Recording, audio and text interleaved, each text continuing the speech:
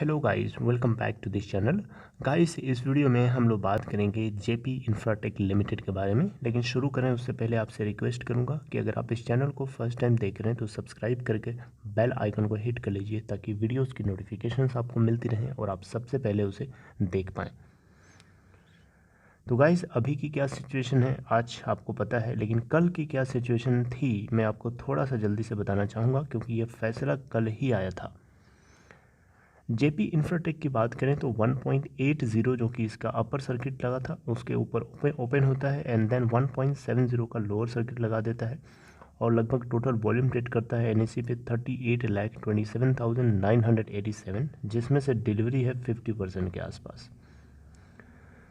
BSc के ऊपर अगर आप देखें तो 1.89 के ऊपर ओपन हुआ जो कि इसका अपर सर्किट बैंड लगा था और 1.71 का लोअर सर्किट बैंड लगा था और उसके ऊपर ही जाकर के क्लोजिंग देता है जब लगभग 5% डाउन क्लोज होता है और 12,42,509 क्वांटिटीज ट्रेड होती हैं बीएससी के ऊपर। मार्केट कैप देखें तो 237.51 करोड़ रुपए है। वहीं हम बात करें 52 वीक लो और हाई की तो 52 वीक लो है इसका एनएससी बीएससी के ऊपर 0.55 का। वहीं एनएससी के ऊपर देखेंगे तो इसका 52 वीक लो है 0.40 का और बीएससी के ऊपर हाई है इसका 2.67 और वहीं एनएससी के ऊपर 52 वीक हाई है 2.60 का। तो आइए देखते हैं कि जेपी इंफ्राटेक लिमिटेड के साथ क्या हुआ और क्या होने वाला है। तो गाइस, आप लोगों को थोड़ा सा रेफरेंस पॉइंट देने के लिए समझाना चाहूँगा। जेपी इंफ्राटेक लिमिटेड को एनसीएलटी में इंसॉल्वेंसी प्रोसेस के जरिए एक्सेप्ट कर लिया जाता है। ये बेसिकली काम की शुरुआत कौन करता है? IDBI bank.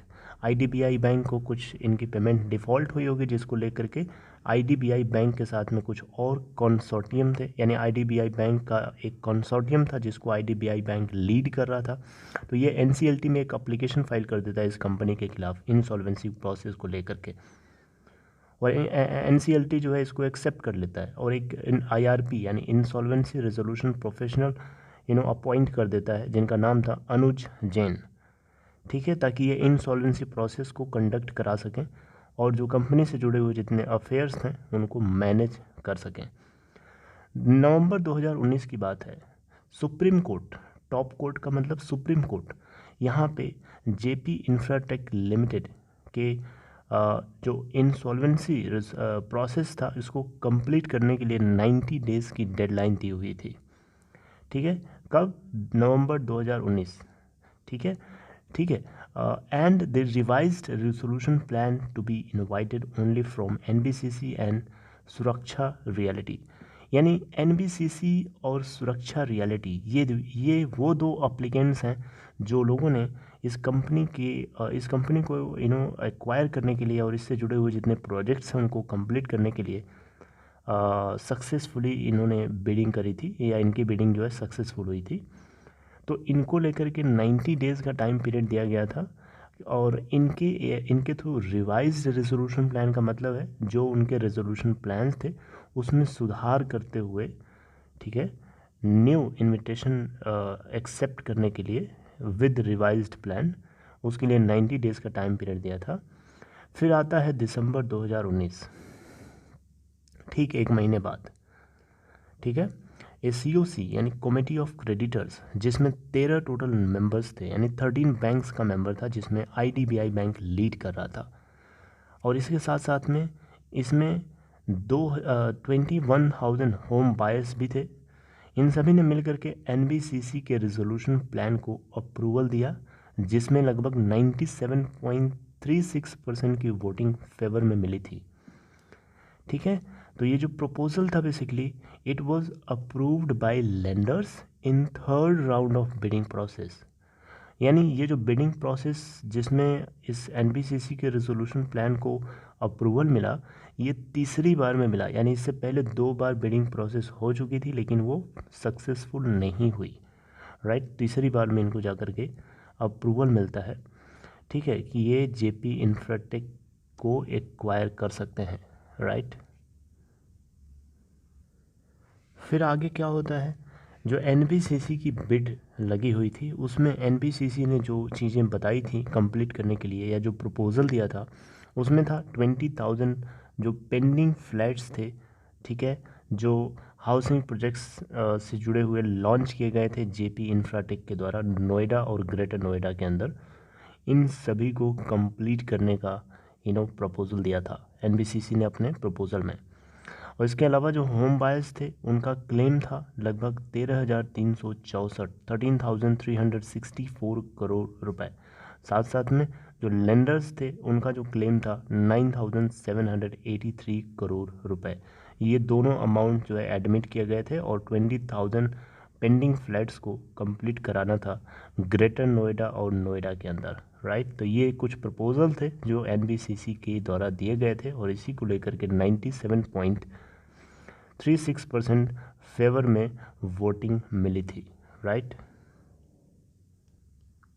फिर आता है मार्च 3 का दिन, स्टेट ओन्ड एनबीसीसी, ठीक है, जिसको एनसीएलटी से भी अप्रूवल मिल गया था कि वो debt laden JP Infratech Limited को एक्वायर कर सकती है इनसॉल्वेंसी प्रोसेस के जरिए, ठीक है। और 20,000 से ज़्यादा लगभग 20,000 के आसपास जो पेंडिंग फ्लैट्स है उनको नेक्स्ट 3.5 ईयर्स में कंप्लीट करके दे सकती है, राइट।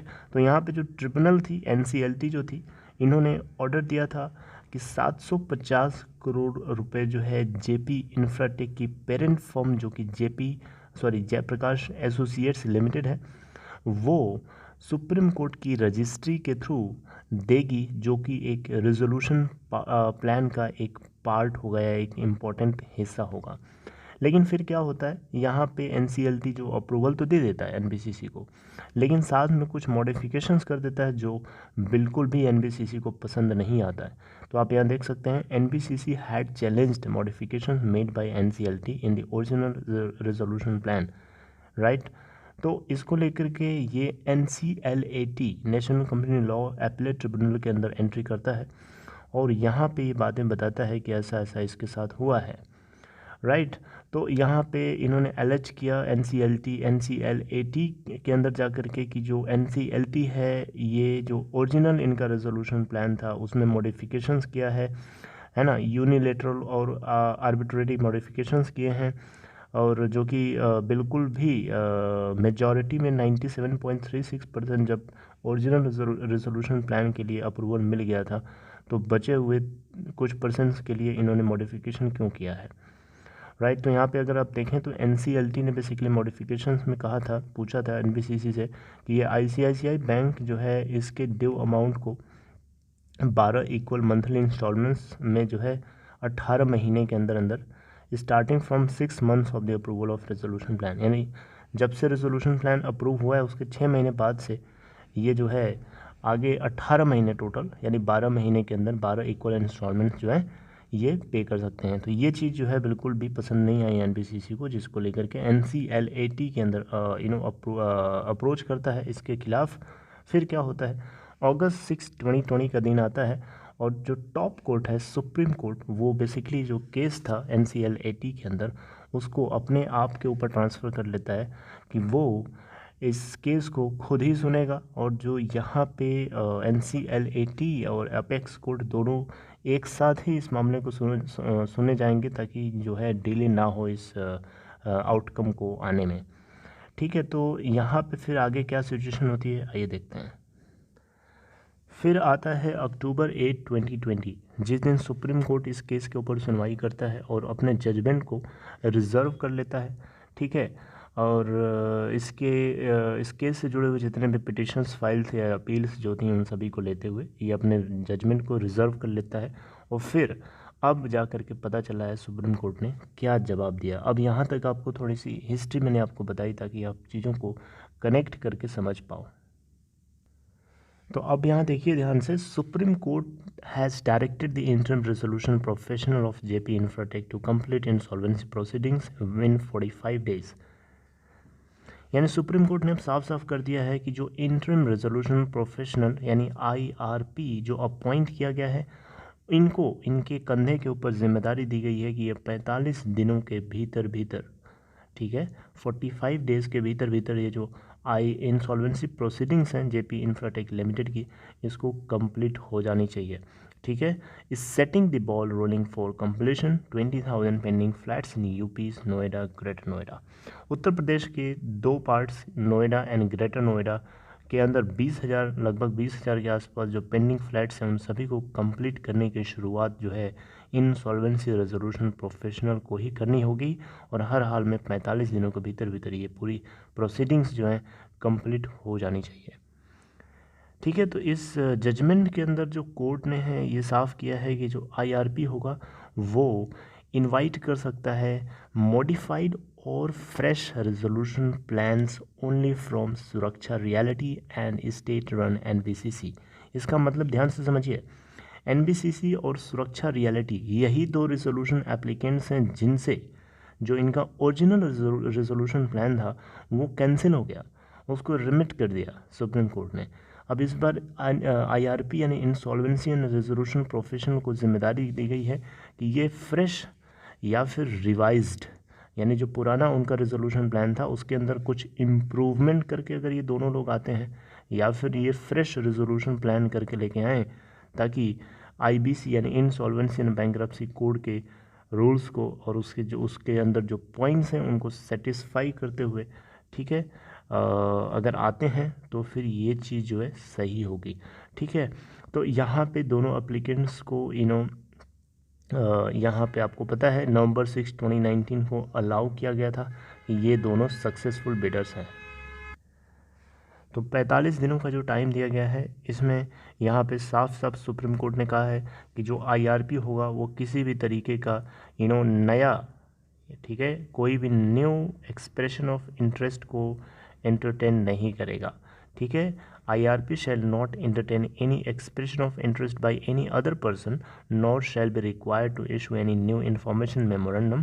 यानी कोई नया पर्सन नहीं आ सकता है इसके अंदर IRP EOI को लेकर यानी एक्सप्रेशन ऑफ इंटरेस्ट को लेकर के, और जो IRP होगा उसके पास इस बात की भी जिम्मेदारी नहीं दी जाती है कि वो नया एक न्यू इन्फॉर्मेशन मेमोरेंडम को इशू करे इस कंपनी के इंसॉल्वेंसी प्रोसीडिंग्स को कंप्लीट करने के लिए।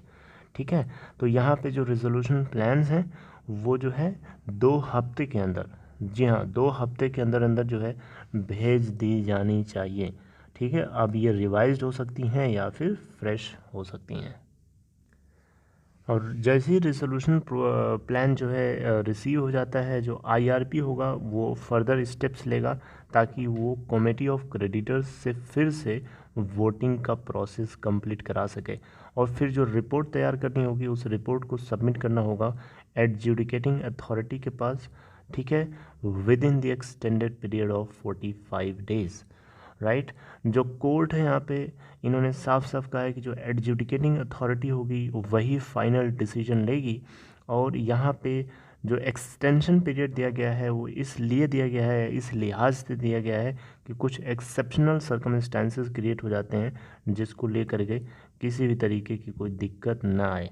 राइट, और यहाँ पे एक चीज़ और इन्होंने साफ साफ कहा है सुप्रीम कोर्ट ने कि जो 750 करोड़ रुपए जो है डिपॉजिट किए गए थे जेपी एसोसिएट्स लिमिटेड यानी जयप्रकाश एसोसिएट्स लिमिटेड के द्वारा, तो वो जेपी एसोसिएट्स लिमिटेड की अपनी खुद की प्रॉपर्टी है, खुद की उसकी एसेट है, वो यहाँ पे एनबीसीसी एंजॉय नहीं करेगा, ना ही जेपी इंफ्राटेक लिमिटेड को ये चीज़ जो है एंजॉय करने दी जाएगी।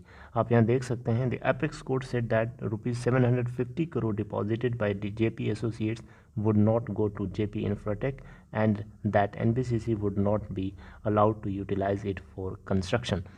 यानी यहाँ पे NBCC और सुरक्षा रियलिटी इन दोनों लोगों ने जो भी प्रॉमिस किए थे उनको अपने उसी के अकॉर्डिंग चलना है, कुछ रिवाइज रेजोल्यूशन प्लान को लेकर के आना है ताकि जो IBC के अंदर सारे पॉइंट्स हैं उनको सेटिस्फाई कर सकें, और NCLT ने जो रेजोल्यूशन जो इनका ओरिजिनल रेजोल्यूशन प्लान था उसके अंदर जो मॉडिफिकेशंस किए थे उसको सुप्रीम कोर्ट ने पूरी की पूरी तरीके से एक्सेप्ट किया है।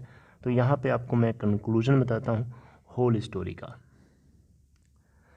तो कंक्लूजन ये है गाइस कि 2017 में इस कंपनी को इंसॉल्वेंसी प्रोसीडिंग्स में घसीट करके लेके जाया जाता है IDBI बैंक के द्वारा। IDBI बैंक यहाँ पे लीड कंसोर्टियम को लीड कर रहा था, और यहाँ पे 3 बार बिडिंग प्रोसेस होती है, तीसरी बार में जाकर के सक्सेसफुली हो जाती है कंप्लीट, जिसमें एनबीसीसी और सुरक्षा रियलिटी इन दोनों लोगों को सक्सेसफुल रेजोल्यूशन एप्लीकेंट्स के रूप में देखा जाता है, जिसमें एनबीसीसी टॉप पे है, ठीक है।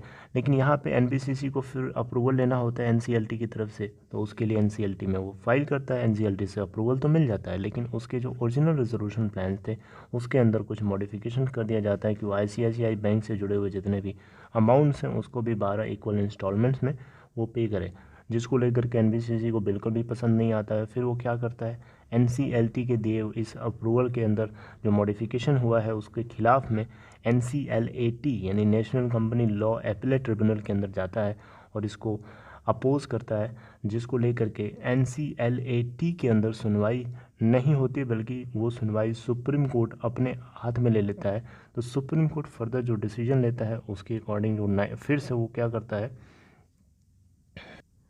उसको रिज़र्व कर लेता है, और रिज़र्व करने के बाद फिर से अब जा कर के 24 मार्च 2021 को वो चीज़ जो है ओपन हुई है, और इसमें साफ साफ ये बता दिया है सुप्रीम कोर्ट ने कि जो ओरिजिनल रेजोल्यूशन प्लान था एनबीसीसी का उसको कैंसिल किया जाना चाहिए, और उसकी जगह पे एक रिवाइज्ड रेजोल्यूशन प्लान लेके आए वो, और इसके अलावा वो फ्रेश रेजोल्यूशन प्लान भी मतलब लेके आ सकते हैं। और इस बीच में जो कुछ भी प्रॉमिस किया गया उन सभी को करना है, और साथ साथ में जो जेपी एसोसिएट्स लिमिटेड के द्वारा 750 करोड़ रुपए देने की प्रॉमिस करी गई थी वो एक बैंक गारंटी के रूप में जेपी इंफ्राटेक ने इशू किया था। तो वो जेपी एसोसिएट्स लिमिटेड की प्रॉपर्टी है, वो यहाँ पे जेपी इंफ्रा और इसके अलावा जो एनबीसीसी है इन दोनों को यूटिलाइज़ नहीं किया मतलब इनको नहीं यूटिलाइज़ किया मतलब किए दिया जाएगा। Are you getting my point? तो ये इस तरीके से जो है अब ये 45 दिनों का टाइम दिया गया है, जिसमें 45 दिनों के भीतर ये इंसॉल्वेंसी प्रोसीडिंग्स को कंप्लीट हो जानी चाहिए, राइट। अब देखते हैं आगे क्या नई सिचुएशन आती है गाइज। तो ये कंप्लीट इन्फॉर्मेशन है, आई होप ज़ीरो से लेकर के आपको अभी तक समझ में आ गया होगा। मैंने हर एक पॉइंट कवर करने की कोशिश करी है अपने पॉइंट ऑफ व्यू से। This is all for this video guys. I hope you liked it. If you liked it, please give a thumbs up, and if you're interested to open Demat account or trading account, follow the link given in the description box of this video. You may click on that link to open an account in Upstock. See you guys next time, next video. Till then, take care.